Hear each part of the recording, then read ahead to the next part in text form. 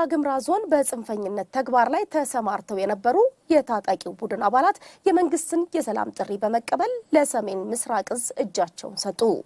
የሰላም በራችን ሁሌም ክፍት ነው ያሉት የሰሜን ምስራቅ እዝ መተማ ክፍለ ጦር አዛዥ ሌተናል ኮሎኔል ጎሹ ዘገየ ታጣቂዎቹ ወደ ሰላማዊ ህይወት በመመለሳቸው አድናቆታቸውን ገልጸዋል። እጃቸውን የሰጡ ታጣቂዎች አባቶቻችን በአንድነት የገነቧትን ሀገር ታሪክን ከሚንድ ተግባር በመቆጠብ የሚጠበቅብንን ለማድረግ ዝግጁ ነን ብለዋል።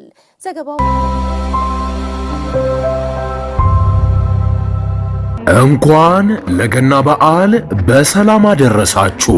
በውጭ ሀገር ለምትኖሩ ትውልደ ኢትዮጵያውያን በሙሉ ታላቅ የኢንቨስትመንት እድል ከታላቅ ቅናሽ ጋር ይዘንሎት መጥተናል።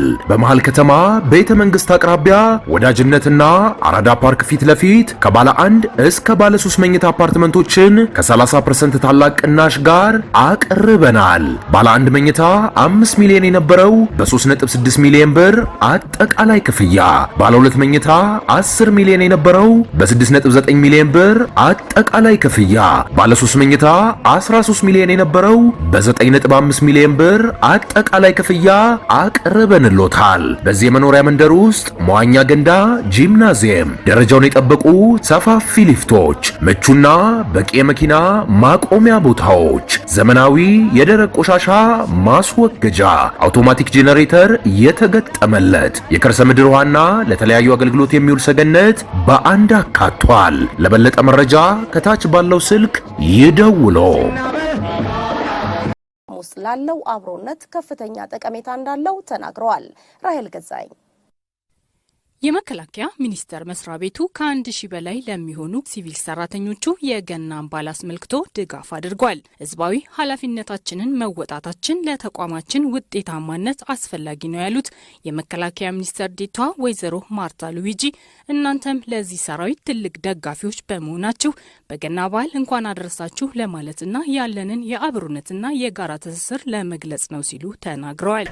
ይህን አነስተኛ ስጦታ ስናበረክትላችሁ የሀገራችንን መልካም እሴት የሆነውን መደመርን፣ በጋራ መቆምን፣ ያለንን መካፈልን፣ ለተቸገሩት መቆረስን፣ እንደ አንድ መቆምን መገንዘብ ያስፈልገናል። የእናንተ መሰጠት፣ ትዕግስት፣ በየቀኑ የምትሰጡት አገልግሎት ለተቋማችን ስኬት እና ውጤታማነት አስፈላጊ ነው። የድጋፍ ተግባሩ ሰራዊቱ ካለው የህዝባዊነት ባህሪ የሚመነጭ ነው ያሉት በመከላከያ ጤና ዋና መምሪያ የመረጃ ማስረጃ ዴስክ አስተባባሪ ሌተናል ኮሎኔል ቴዎድሮስ ሙልጌታ ለዝቅተኛ ደሞዝ ተከፋይ አባላቱም ትልቅ የኑሮ እፎይታና የሞራል ስንቅ መሆኑን ገልጸዋል። ቀደም ሲል በነበረው አነስተኛ ደሞዝ ያላቸው ከ3000 ብር በላይ እርዳታ ሲሰጥ ሌት ተቀን በትጋት እንደሚሰራ ወታደር የሲቪሉ ማህበረሰብ ከጎኑ ሆኖ እያንዳንዱን ነገር በትጋት የተሰጠውን ኃላፊነት እየተወጣ መሆኑን ነው የማየው እና ትልቅ ለሰራዊቱም ትልቅ ኩራት ነው። በዓልን ተካፍሎ መብላት የኢትዮጵያውያን የእሴት መገለጫ ነው ያሉት ሰራተኞቹ ሚኒስቴር መስሪያ ቤቱ ያደረገው ድጋፍ አርአያነት ያለው ተግባር ነው ብለዋል። ሁለት ልብስ ያለው አንድ ልብስ ለአንዱ እንዲሰጥ ቡና ማፈላ አንድ ዳቦ ደፋ። አሁን እኔ ለምሳሌ እቺንን ዱቄት ይዤ ይጃለሁ ብቻዬን መብላት አልፈልግም። 20 እንቁላል ደርሶኛል ብቻዬን መብላት አልፈልግም። ቢያንስ ለሶስት ቦታ አካፍላታለሁ። ዘይትም እንደዚሁ በስኒ ብንካፈል የበለጠ ኢትዮጵያዊነትን ያማክላል ብዬ አስባለሁ። ሰራዊቱ ከህዝቡ ያለው ከበሬታ እጅግ በጣም ከፍተኛ ነው። እናም የሚያደርገውም ድጋፍ ከሱ በፊት ለህዝብ ነው። አሁን ከራሱ በፊት ለህዝብ ለኛ ለሰራተኞች ብሎ ለመከላከያ አጋሮች ብሎ ነው እንትን ብሎ እና ሰራዊቱ ከህዝቡ ያለው ከበሬታ እጅግ በጣም ከፍተኛ ነው። ይህ የማዕድ ማጋራት መርሃ ግብር ተቋሙ በበዓላት ወቅት ከሚያደርጋቸው በጎ ተግባራት መካከል አንዱ እንደሆነ ተገልጿል። በዶክተር ዲማ ነጎ የተመራ የህዝብ ተወካዮች ምክር ቤት የውጭ ግንኙነትና የሰላም ጉዳዮች ቋሚ ኮሚቴ ልኡክ በምስራቅ እዝ እየተከናወኑ የሚገኙ የልማትና የግንባታ ስራዎችን እንዲሁም የሁርሶ ኮንቲንጀንት ማሰልጠኛ ማዕከልን ጎበኘ። ዶክተር ዲማ ነጎ በጉብኝታቸው ወቅት መከላከያ ሰራዊት ከለውጡ ወዲህ በተሻለ ቁመናና አደረጃጀት ላይ እንደሚገኝ ገልጸዋል። ለአወል መሐመድና ለፋንታውን ደሳለኝ ዘገባ ዝርዝር አብዮቷሚ ለኡካም ቡድኑ በሁርሶ የሚገኙ የኮንቲንጀንት የእጩ መኮንኖችና የመዘና ማዕከላትን እንዲሁም የግብርና ልማት እንቅስቃሴዎችን ተዘዋውሮ ተመልክቷል። ዶክተር ዲማ ነገዎ በጉብኝታቸው ወቅት መከላከያ ሰራዊቱ ከለውጥ ወዲህ በተሻለ ቁመናና አደረጃጀት ላይ እንደሚገኝ ገልጸዋል። ሰራዊቱ በሰላም ማስከበር ተልዕኮ በዓለም አቀፍ ደረጃ ያለውን ተፈላጊነትና የሰላም አምባሳደርነት ሚናውን ይበልጥ ማጠናከር እንዳለበት የቋሚ ኮሚቴው ሰብሳቢ ዶክተር ዲማ ነገዎ አሳስበዋል። ከፍተኛ የሆነ የህዝብ አመኔታ፣ የህዝብ ቁብልነት ያለው ተቋም ኢትዮጵያ ውስጥ ቢኖር ዛሬ መከላከያ ነው። ዶክተር ዲማ ነገዎ የሚሰጡ ስልጠናዎችም ወቅታዊውን የሀገሪቱንና የዓለምን ሁኔታ ያገናዘቡ ብቁ መሪዎችንና አባላትን የሚያፈሩ እንዲሆኑ መደረጋቸው ተገቢ መሆኑን ጠቁመዋል። የኮንቲጀንት ማሰልጠኛ ትምህርት ቤት አዛዥ ብርጋደር ጀነራል አዲሱ ተርፋሳ በበኩላቸው ሁሉም የማሰልጠኛ ማዕከላት የሀገርንና የተቋሙን ፍላጎት መሰረት በማድረግ ውጤታማ ስራዎችን እያከናወኑ መሆኑን ለልዑክ ቡድኑ በዝርዝር አስረድተዋል። ይህ በእንዲህ እንዳለም በዶክተር ዲማ ነገዎ የተመራው ልዑክ በምስራቅ እዝ እየተከናወኑ ያሉ የልማትና የግንባታ ሥራዎችንም ጎብኝቷል። ልዑኩ በእዙ ውስጥ የሚገኙ የእርሻ ልማቶችን፣ የመዝናኛ ክበቦችንና የጦር መሳሪያዎች ሙዚየምን ተዘዋውሮ ተመልክቷል። የኮሚቴው ሰብሳቢ ዶክተር ዲማ ነገዎ እዙ ውስብስብ የውስጥና የውጭ ግዳጆችን ከመወጣት ባለፈ በግብርና ልማት በመሳተፍ የአካባቢውን ማኅበረሰብ ኑሮ በማሻሻልና የሥራ አጥነትን በመቀነስ ረገድ እያከናወነ ያለውን ተግባር አድንቀዋል። እዙ በአልሸባብ በሸኔና በጽንፈኛ ኃይሎች ላይ እርምጃ በመውሰድ ሀገርን እየታደገ መሆኑን የገለጹት የምስራቅ እዝ ምክትል አዛዥ ሜጀር ጀነራል ፍቃዱ ጸጋዬ ሰራዊቱ ከድንበር ጥበቃ ጎን ለጎን በምግብ ራስን ለመቻል በሚደረገው ጥረት የልማት አጋርነቱን እያረጋገጠ መሆኑንም ለልዑክ ቡድኑ አስገንዝበዋል። የቋሚ ኮሚቴው ምክትል ሰብሳቢ ዶክተር ፈትሂ ማህዲ በበኩላቸው ለእዙ ግዳጅ ስኬት የምክር ቤቱ ድጋፍ እንደማይለይ አረጋግጠዋል። ኢትዮጵያ የገጠሟትን ተግዳሮቶች በጀግኖች ልጆቿ እየመከተች እንደምትገኝ የደቡብ እዝ አዛዥ ሌተናል ጀነራል ሰለሞን ኢተፋ ገለጹ። አዛዡ በገለጻቸው በአሸባሪው ሸኔ ላይ ጠንካራ እርምጃ በመውሰድ የቀጠናውን ሰላም ማረጋገጥ እንደተቻለ አብራርተዋል። እዙ በሚገኝበት ቀጠና እየተከናወኑ ባሉ ጠንካራና ተከታታይነት ባላቸው ስምሪቶች የጠላትን አቅም መስበር ከመቻሉም ባሻገር በየግዳጅ ቀጠናዎች እየተከናወኑ ያሉ ስምሪቶች ጠላትን በመመንጠር ሰላምን ማረጋገጥ ተችሏል ያሉት አዛዡ ለዚህ ውጤት ከህብረተሰቡና ከጸጥታ ኃይሉ ጋር የተደረገው የትብብር ስራ የውጤቱ ማሳያ ነው ብለዋል። የደቡብ እዝ ምክትል አዛዥ ለኦፕሬሽናል ሜጀር ጀነራል ደስታ መኮንን በበኩላቸው በቀጣይ ወረዳዎችን ነጻ ለማድረግ የሚደረጉ ስምሪቶች ውጤታማ እንዲሆኑ ከህዝቡና ከጸጥታው አካል ጋር በትብብር መስራታችን ተጠናክሮ ይቀጥላል ብለዋል። የሰራዊቱን ስነ ልቦና በመገንባቱም ረገድ ከፍተኛ ስራ እየተሰራ እንደሆነና ኮሩ በሚንቀሳቀስበት ቀጠና ጠላትን ለማጥፋት ከፍተኛ ርብርብ እየተደረገ እንደሚገኝና ሰራዊቱ በከፈለው ውድ ዋጋ ለህዝቡ ሰላም ሊረጋገጥ መቻሉ እንዲሁም የሚሰጣቸውን ግዳጅ በሚገባ ለመፈጸም መዘጋጀታቸውን ተናግረዋል። በተመሳሳይ ዜናም የደቡብ እዝ ማሰልጠኛ ማዕከል በተለያዩ የሙያ መስኮች ለወራት ያሰለጠናቸውን ሙያተኞች አስመረቀ። በምረቃ ስነ ስርዓቱ ላይ የደቡብ እዝ አዛዥ ሌተናል ጀነራል ሰለሞን ኢተፋ የእዙ ማሰልጠኛ በየደረጃው ለሚገኙ አመራሮችና ለተዋጊ ኃይሎች በሚሰጠው የአቅም ግንባታ ስልጠና የእዙን ተልዕኮ በማሳካቱ ረገድ ጉልህ ሚና እንደሚኖረው ገልጸዋል። የማዕከሉን ተልዕኮ በብቃት ለመፈጸም የሚያስችል ስልጠና በተግባርና በንድፈ ሐሳብ መሰጠቱን የገለጹት የደቡብ እዝ ማሰልጠኛ ማዕከል አዛዥ ኮሎኔል ቦጋለ ተገኔ ጦርነትን ከሩቁ ለማስቀረትና ካጋጠመ በአነስተኛ ኪሳራ ጸረ ሰላም ኃይሎችን በመደምሰስ የሀገራችንን ሉዓላዊነት በዘላቂነት ለማስከበር የሚችል ጠንካራ ሰራዊት መገንባቱን ተናግረዋል። ዘገባው የአብርሃም ዘውዱና የኢዮብ ሰለሞን ነው። የሜካናይዝድ እዝ ማሰልጠኛ ማዕከል ለወራት ያሰለጠናቸውን ጀማሪ የጤና ሙያተኞችን አስመረቀ። ተቋሙ በራስ አቅም ልዩ ልዩ ሙያተኞችን ማሰልጠኑ ለግዳጁ ስኬት ትልቅ አቅም መሆኑን የገለጹት የሜካናይዝድ እዝ ምክትል አዛዥ ሜጀር ጀነራል ሙሉዓለም አድማሱ ተመራቂዎች በሙያዊ ስነ ምግባር የሰራዊቱን ጤንነት እንዲጠብቁም አሳስበዋል።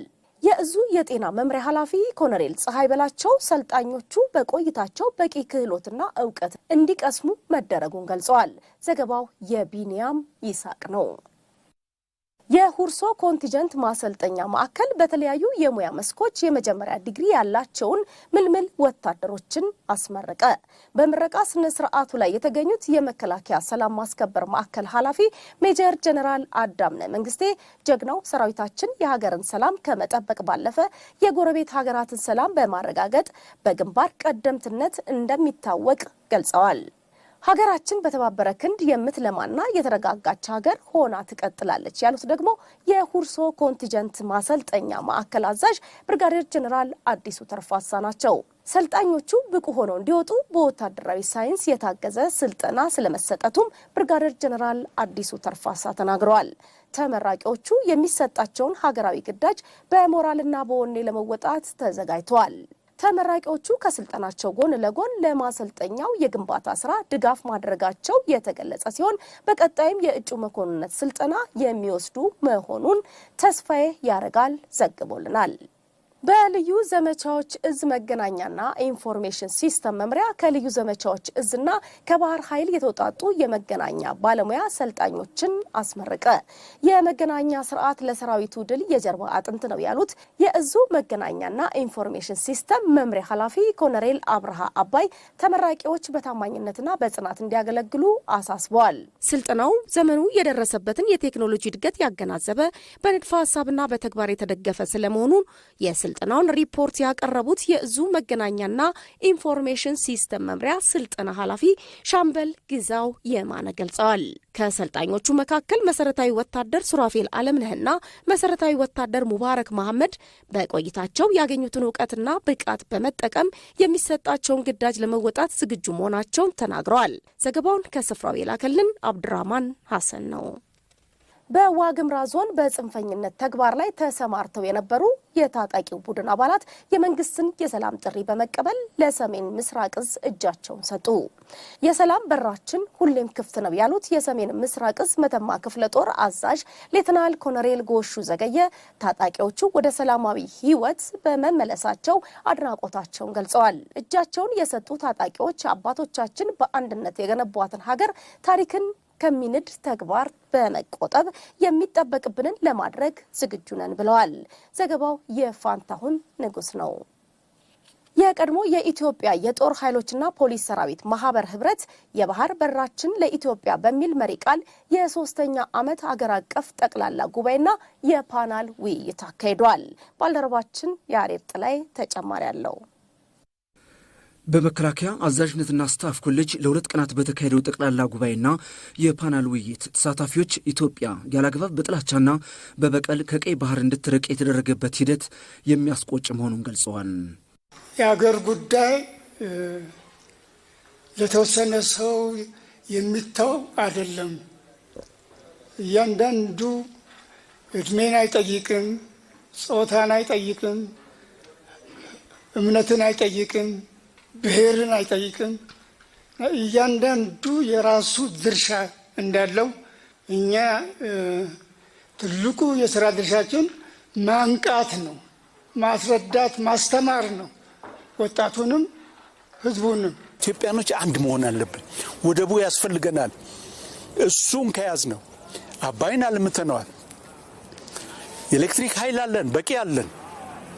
ወደቡ ወጪያችንን ከቀነስን መከላከያችንን ማጠናከር አለብን። እኛ መሳሪያ እየገዛን አይደለም። ከእንግዲህ ወዲያ መዋጋት ያለብን ራሳችንን ችለን በተሻለ ሁኔታ በቴክኖሎጂ ጎልብተን መሄድ አለብን።